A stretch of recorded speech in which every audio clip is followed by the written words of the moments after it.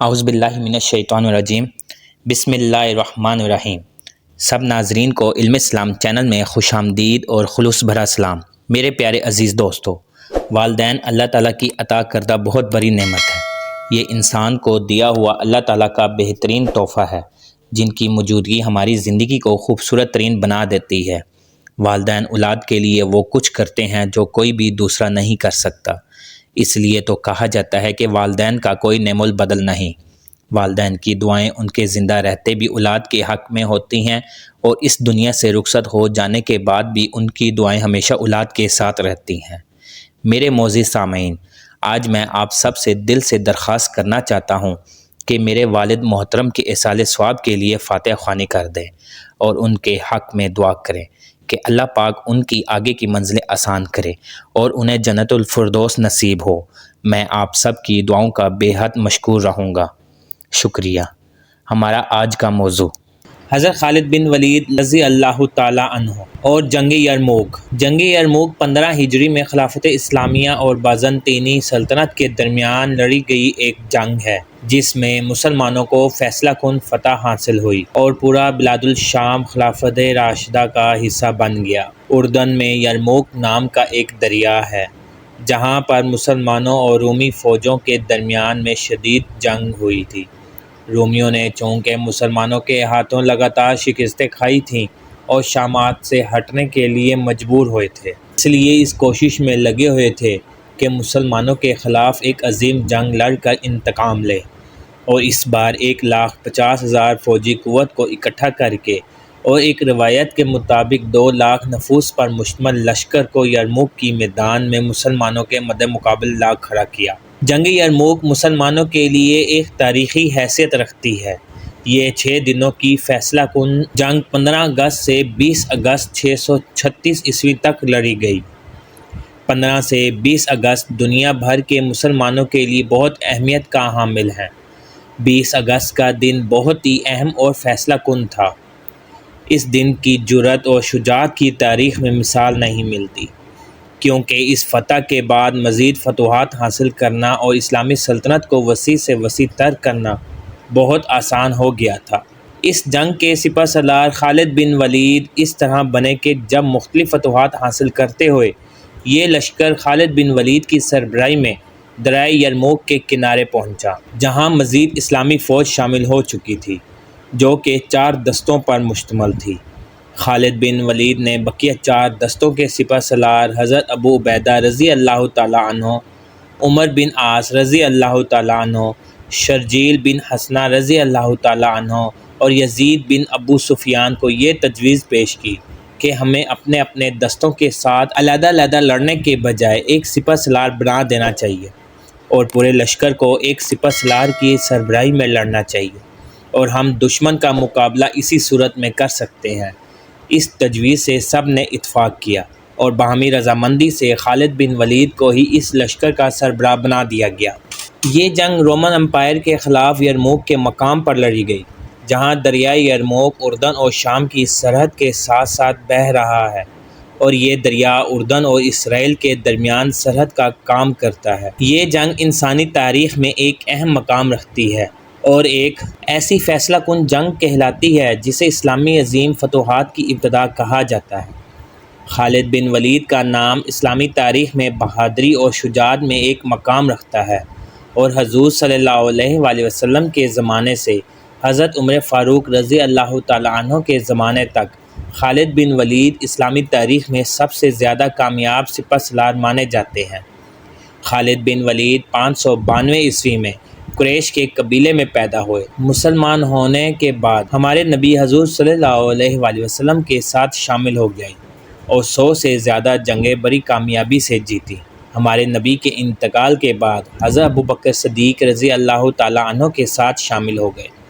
حضرت ابوبکر صدیق رضی اللہ تعالیٰ عنہ کے خلیفہ بنتے ہی عرب کے کئی قبیلے ان کے خلاف ہو گئے اور ان کی خلافت کو قبول نہیں کیا، لہٰذا 632 عیسوی میں حضرت ابوبکر صدیق رضی اللہ تعالیٰ عنہ کو ان کے ساتھ جنگ کا اعلان کرنا پڑا، اور اسی سال بہت کامیابیوں سے ان شرپسندوں کو شکست دے دی گئی۔ پھر اسلامی فتوحات اور اسلامی سلطنت کو مزید آگے بڑھانے کے لیے قدم اٹھایا گیا اور عراق سے ابتدا کی گئی۔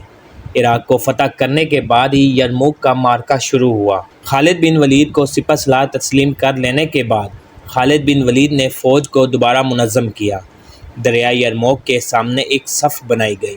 الٹے ہاتھ پر آدھی فوج کے درمیان کی کمانڈ ابو عبید اور سیدھے ہاتھ 10 دستے شرجیل بن حسنہ کی کمان میں تھے اور الٹے ہاتھ 10 دستے یزید بن ابو سفیان کے حوالے تھے۔ رومیوں نے بھی منظم طریقے سے صف آرائی کی ہوئی تھی۔ بقیہ فوج کی کمان عمر بن عاص کے حوالے کر دی گئی۔ جولائی 636 عیسوی کو رومن بادشاہ نے اپنے ایک سپہ سالار جبلہ کو 60,000 فوجیوں کے ساتھ یہ معلوم کرنے کے لیے بھیجا کہ مسلمانوں کی فوج کی تعداد کیا ہے، لیکن خالد بن ولید کے دستے کے سب سے آگے کی قطار کے سپاہی، جن میں 60 وہ فوجی بھی تھے جو حضور کے شانہ بشانہ جنگیں لڑ چکے تھے، انہوں نے ان عیسائی سپاہیوں کو پسپا کر دیا۔ اس کے بعد اگلے ایک مہینے تک رومن بادشاہ نے ہمت نہیں کی۔ ایک مہینے کے بعد رومن فوجیوں نے وادی الریگاٹ کے شمال میں اپنے خیمے گاڑ دیے اور انہوں نے یرموک سے مصر تک کو قبضے میں لینے کا منصوبہ بنایا۔ چونکہ ان کی فوج میں عرب یونانی سب شامل تھے، فوج کو 2 حصوں میں بانٹا گیا۔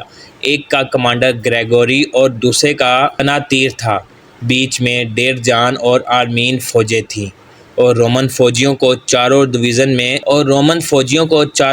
میں برابر برابر تقسیم کیا گیا۔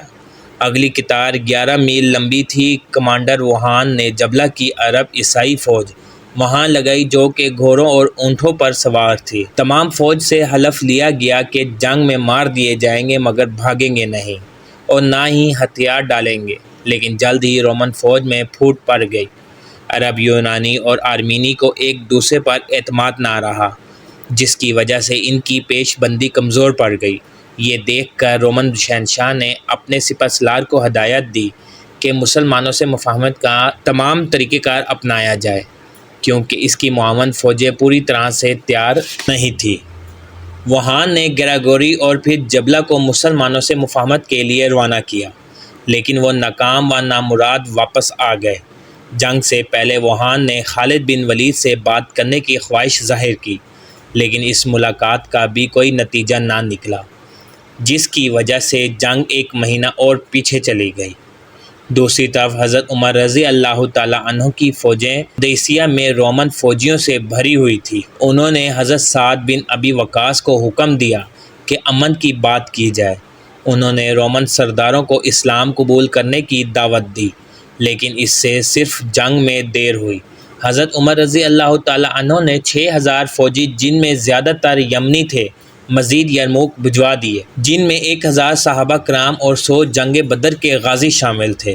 انہوں نے ہر مقام پر تھوڑے تھوڑے فوجی بنانا شروع کیے۔ رومن بادشاہ نے یہ سوچ کر کہ اس سے پہلے کہ مسلمانوں کی تعداد بہت زیادہ ہو جائے، حملہ کرنے کا حکم دے دیا۔ 15 اگست 636 عیسوی کو دونوں فوجیں نور کے ترکے ایک دوسرے کے آمنے سامنے تن گئیں۔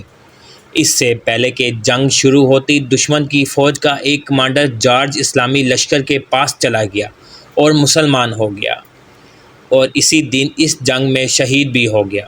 جنگ کا پہلا دن 15 اگست شمشیر زنوں اور نیزہ بازوں کا مقابلہ ہوا اور زور آزمائی کے مقابلے ہوئے، کئی نامور کمانڈر مارے گئے۔ تمام دن فوجیں ایک دوسرے کی چالوں کو سمجھنے کی کوشش کرتی رہیں۔ دوسرے دن 16 اگست کو دشمن نے صبح فجر کے وقت حملہ کرنے کا منصوبہ بنایا، لیکن خالد بن ولید نے دشمن سے نمٹنے کا پہلے سے ہی انتظام کیا ہوا تھا۔ رومن فوج بھاری نقصان کے بعد پلٹ کر واپس چلی گئی۔ تیسرے دن ووہان بہت آزردہ تھا کہ اس کا ایک بہترین کمانڈر مارا جا چکا تھا۔ اس نے سوچا کہ ٹکڑیوں میں حملہ کر کے مسلمانوں کو بکھیر دیا جائے۔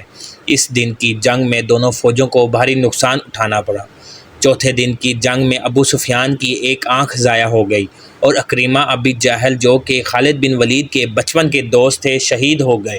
پانچویں دن یعنی 19 اگست کو دشمن کی طرف سے یہ درخواست ہوئی کہ کچھ دن کے لیے جنگ بندی کی جائے اور اس دوران صلح کی بات کی جا سکے۔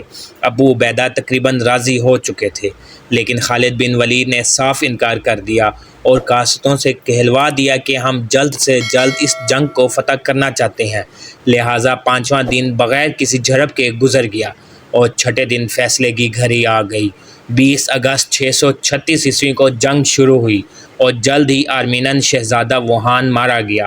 دشمن کے پیر اکھڑ گئے اور خالد بن ولید کی جانب سے مسلمانوں کو شاندار فتح حاصل ہوئی۔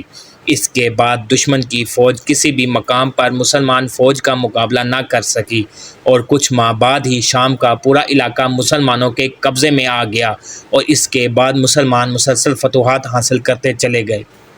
عزیز دوستو، امید کرتا ہوں کہ ویڈیو آپ دوستوں کو پسند آئی ہوگی۔ ویڈیو پسند آ جائے تو لائک اور شیئر ضرور کر دیجیے گا اور آنے والی نئی ویڈیوز کے لیے ہمارے چینل کو سبسکرائب کر دیں اور ساتھ میں گھنٹی کے بٹن کو ضرور دبا دیں تاکہ ہماری نئی آنے والی ویڈیوز سب سے پہلے آپ تک پہنچے۔ اللہ حافظ۔